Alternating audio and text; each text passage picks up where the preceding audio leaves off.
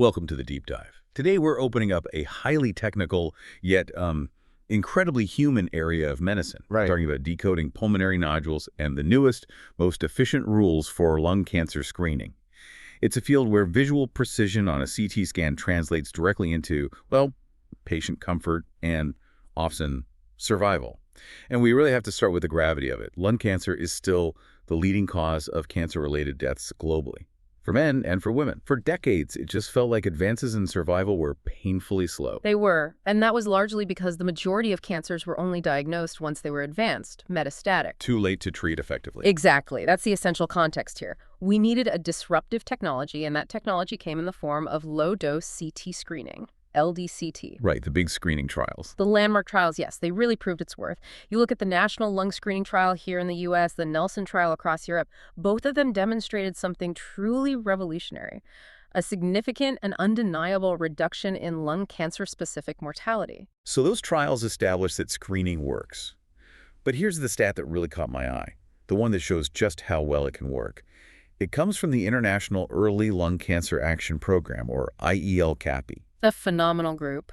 They showed that if you stick to a really well-defined, stripped LDCT protocol, you can achieve an 80% cure rate for cancers diagnosed at screening. Think about that number for a second, an 80% cure rate. That completely reframes lung cancer. It turns it from this feared diagnosis into something that's highly manageable, often curable. If you catch it early. If you catch it early. And ELCAP didn't just find that once, they just confirmed it again in a 20-year follow-up. It's solid. But of course, success brings its own challenges.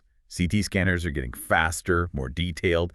We're talking multi-detector CT now, and they're finding a huge volume of tiny spots in the lungs. So our mission today is really about that paradox. How do we use that amazing detection power without sending everyone down a rabbit hole of, unnecessary tests and anxiety? We're diving into a critical new update in the screening guidelines that focuses on just that, how to quickly and accurately separate the benign from the dangerous. And that really is the perfect place to start. We have to clarify a critical distinction. Just because we identify a nodule, that doesn't inherently make it a positive result. It's just a finding. It's just a finding. A positive result is only defined within a management protocol, like Lung-RADS. The entire field is this constant effort to find a balance between the enormous benefit of early cancer detection and the real harms of, say, unnecessary follow-up. Okay, so let's unpack that balance, starting with the clearest wins. When we see a nodule, what are those unequivocal signs that let a radiologist say, this is benign, we're done here? The absolute gold standard for definitive benignity is seeing calcium in a specific pattern inside the nodule. We're talking a dense, central, or maybe a laminated pattern. Like tree rings. Sort of, yes. If we see that, we can effectively declare it a benign finding. The process stops. So calcification is a clear green light. Are there any other internal signals that give us that kind of certainty? There is one other, though it's less common. That's the presence of fat within a nodule.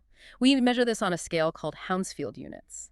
If we see a density that says fat, that's a definitive sign of benignity. Usually hamartoma or something like that. Exactly. If either of those features are present, no follow-up is needed. Great. But most nodules don't give us such clear signals, so then we have to fall back on size. What's the generally accepted threshold for defining a positive result on that first baseline scan? That foundation is still size. And 6 millimeters, 6.0 millimeter, has really become the accepted line in the sand for defining a positive result on that first scan. But 6 millimeters isn't some magical biological cutoff. Yeah. Cancer can be smaller than that, right? So why set a threshold if we risk missing something tiny? And that is a fundamental question. It goes right back to that benefit-harm analysis. Yes, cancers can be smaller than 6 millimeters, but the frequency is extremely low. And more critically, our imaging systems, our clinical methods, they struggle to accurately assess growth in a nodule that small over the course of just 1 year. Before the next annual scan, so you can't tell if it's changing. Precisely. Forcing a patient into expensive follow-up for a finding that tiny, based on data that isn't robust enough to measure subtle changes, well, it just introduces unnecessary harm and anxiety. So the pragmatic clinical decision is to not recommend any specific follow-up before the next scheduled scan. 6 millimeters is where the benefits start to outweigh the risks. That makes sense. It's a risk-based approach, focusing on what's actionable. And we should also mention that consistency matters, too. The difference between a solid nodule and, say, a ground glass one. Absolutely. Nodule consistency dictates urgency. If we're looking at non-solid or ground glass nodules, even if they are cancerous, that cancer is typically indolent. It grows much, much slower. So you can watch it for longer. You can often safely follow them on an annual basis for years.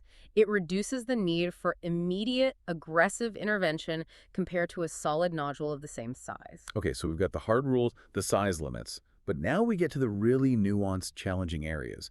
And this brings us right to the specific subgroup that's just seen this massive revolutionary change in its guidelines: pleural-attached nodules. This is where the newest update, Lung-RADS version 2022, provides such immense value. So when we say pleural attached, we're being very specific. We're defining nodules that have a 0 millimeter distance from any pleural surface. And that's the lining of the lung. Right. That includes the costal pleura near the ribs, the mediastinal pleura in the center, the diaphragmatic pleura at the bottom, and even the fissures that separate the lobes of the lung. And historically, these nodules, the ones right on the edge, they were a huge source of false positives, weren't they? A huge source. They were problematic because their location just made them look suspicious even when they were small. Under the old system, Lung-RADS OS 1.1, a solid pleural attached nodule less than 10 millimeters. Even if it looked pretty benign with smooth margins and, a nice oval shape, It would still get flagged. it would often get flagged. Radiologists had to assign them to Category 3, which is probably benign, but let's get a 6-month follow-up. Or worse, Category 4, which could mean a 3-month follow-up or even a PET-CT. This just led to this massive, unnecessary cascade of anxiety and expense for findings that, as we now know, were almost always harmless. That's exhausting for a patient. A 6-month wait is just mentally grueling. So what triggered this complete 180 in the new guidelines? The data just became too robust to ignore. The update is revolutionary because Lung-RADS 2022 now recommends annual follow-up for this very specific subgroup. So it's a downgrade. It's a crucial downgrade. It places them into Category 2, which means they have a benign appearance or behavior. This one change dramatically limits additional workup. It slashes the false positive rate. So we've basically found a specific benign fingerprint that overrides the suspicious location. For you, the listener, who needs to understand how this is diagnosed, let's get really specific. What are the 4 key visual criteria? You need all 4. First, it has to be of solid consistency. Second, the size must be less than 10 millimeters in average diameter. Okay, solid, under 10. Third, it has to have smooth margins. And fourth, it must have one of those specific shapes: triangular, lentiform, oval, or semicircular. We often just call these LOS shapes. If all 4 of those conditions are met, the risk is so low that annual follow-up is appropriate. Shifting a finding from a potential Category 3 to a Category 2 is a huge deal.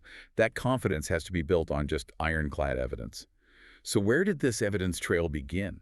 It began with parafissural nodules, or PFNs. So those are the ones attached specifically to the lung fissures. The theory was that many of these were actually just benign intrapulmonary lymph nodes. Mistaken identity. Exactly. And the decisive evidence came from drilling down into the Nelson study data.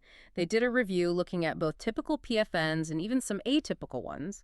And they found that in the entire group, not a single one of these PFNs turned out to be malignant over time. Okay, that's compelling. But growth is usually the ultimate red flag, right? If it starts growing, you intervene. Yeah. Did any of these supposedly benign PFNs show growth? And that is the most fascinating part. Yes, some of them did show growth, and the growth rates were technically in the range we'd associate with malignant nodules. Oh, wow. But, and this is the key, even with that suspicious growth, their specific benign morphology, that triangular or lentiform shape, it overrode the growth pattern. It was critical proof that for this specific subgroup, shape and location were better predictors of benignity than early growth. The shape literally trumped the growth rate. That's an enormous paradigm shift. So once that was confirmed for the Saunders, I assume they started looking at the other pleural surfaces. That's exactly what happened. The next step was the costal pleural-attached non-calcified nodules, or CPNCNs. So the ones near the ribs. Right. And a major 2020 study by Zhu and colleagues validated the expansion. They reviewed nearly 1,000 of these nodules. And the finding was remarkably consistent. Every single one of the 603 CPNCNs that were smaller than 10 millimeters and had those benign shapes and smooth margins, they all remained benign over a median follow-up of almost 8 years. So extremely high confidence. 99% benign in that subgroup. The data was so strong, they extended the annual follow-up recommendation not just to existing nodules, but also to newly identified ones found at later screenings. It just became the new default. And the final piece of the puzzle, The mediastinal and diaphragmatic pleura. Did the rule hold up there too? It did. The same research group confirmed it. For MDP-NCNs, applying the identical criteria smooth margins, LOS or triangular shapes, resulted in an equally low risk of cancer. And that cemented the final rule. If the solid nodule is attached to any pleural surface and meets that benign checklist, it's Category 2, annual follow-up. This sounds like radiology has found a simple geometric shortcut to categorize a huge anxiety-inducing chunk of findings. Yeah. That must simplify clinical practice immensely. It does. And, before we move on, I just want to touch on the terminology. Historically, radiologists used all these overlapping terms, juxtapleural, parafissural, pleura-based. The new approach simplifies all that, just focuses on the attached nature, that 0 mm distance, and applies the same set of geometric features across all pleural surfaces. It's a much clearer, unified philosophy. That clarity is vital. Okay, so we've established what makes these nodules benign. Now we have to pivot to the flip side.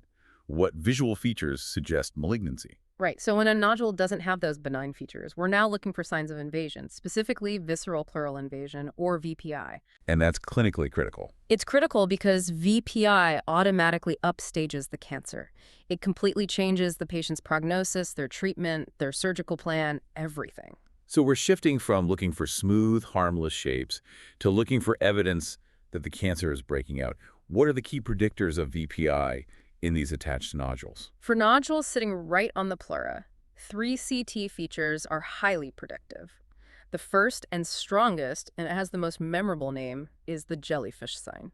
The jellyfish sign. That's a fantastic image for a terrible finding. What exactly is it? It's when you see 3 or more distinct linear septations, they look like tentacles, extending out from the nodule to the pleural surface on adjacent CT slices. So you need at least 3 tentacles. At least 3. And if you see them, the risk jumps dramatically. The odds ratio in the source studies for predicting VPI was a staggering 21.6. 21. So more than 20 times more likely to be invasive if you see that sign. That's a clinical earthquake. What are the other strong predictors? The second is general pleural thickening right next to the nodule. That carries an odds ratio of about 6.5. Still very high. Still very significant. And third is simply the extent of surface area contact. The more of the tumor that's touching the pleura, the higher the suspicion. Are there variations on this jellyfish idea, that are also used in reporting? Yes, the visual language is quite specialized. We also look for the skirt-like sign, which is peripheral pleural thickening right at the edges of the contact surface. And the number of those tentacle-like lines matters too. Oh, okay. We might call out a 1-foot sign for a single line or a 2-feet sign for 2 lines. They're less aggressive than the full jellyfish sign, but they still raise suspicion. It's really remarkable how specific that visual language has become. Okay, one final technical point. What about nodules that are close but not directly attached? The so-called pleural tag nodules. That's a very important distinction. The studies confirm that those key predictors, like the jellyfish sign, were specific to the truly attached group, the 0 mm distance group. For the pleural tag nodules, the ones nearby but not touching, only the presence of multiple tags extending from the nodule to the pleura was an independent predictor of EPI. The rules change just a little bit when you add that tiny separation. So what does this all mean for you, the listener? You now have the knowledge to understand these highly specific visual criteria radiologists are using to separate high-risk from low-risk findings. The key takeaway is that for this incredibly common subgroup of pleural-attached nodules, morphology, that benign fingerprint of smooth margins, specific shape, and the size under 10 millimeters is a powerful and reliable predictor of benignity. It is, and the practical relevance is profound. By applying these new evidence-backed rules, like in Lung-RADS 2022, we are substantially minimizing unnecessary workups. We're cutting down on that false positive cascade and all the anxiety that comes with it. It just makes lung cancer screening more effective, less invasive, and much more targeted. The greatest clinical impact is already here, really, by addressing these common small nodules that were causing so much anxiety. But this does raise an important question for future research. The evidence for this 10 millimeter threshold is incredibly strong. But what happens right above it? That's the question. Studies are still needed to see if these same reliable morphologic features can be applied to nodules, say 11 or 12 millimeters in size. So the question remains, will this powerful benign fingerprint of shape and margin soon expand its reach even further, pushing the boundaries of safe annual follow-up into larger nodules? Something for you to mull over until our next deep dive.